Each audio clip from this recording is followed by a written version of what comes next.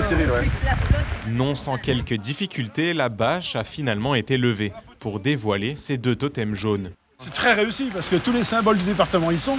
Et bien évidemment, notre village avec son logo, on le retrouve et sur le panneau officiel et sur l'illustration avec la croix de Lorraine.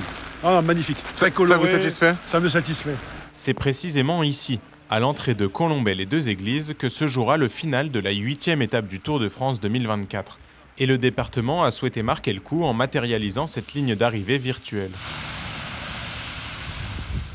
Dans quelques semaines donc, le 6 juillet prochain, la plus grande course cycliste au monde traversera la Haute-Marne. Alors forcément, l'heure est aux préparatifs pour tous les protagonistes. Depuis la semaine dernière, on connaît aujourd'hui quasiment tous les détails.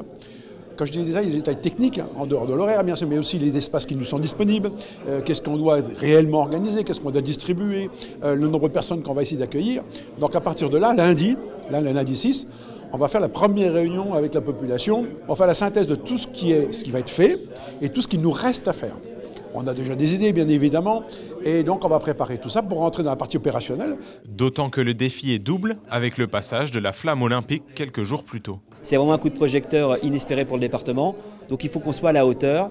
Je crois qu'on l'a compris, les Haut-Marnais l'ont compris, et tous ceux qui veulent s'engager à nos côtés pour que ce jour soit historique et soit un très beau jour d'été.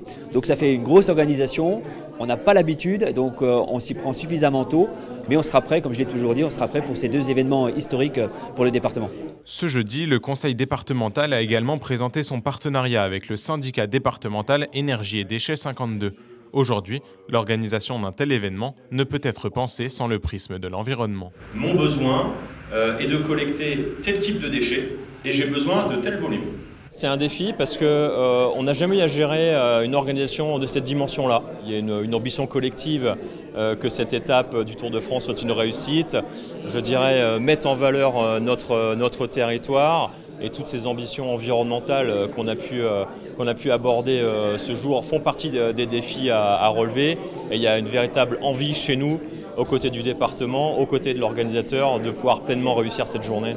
Des kits de communication ont également été remis aux 19 communes haut-marnaises qui verront passer les coureurs et les milliers de spectateurs attendus pour l'occasion.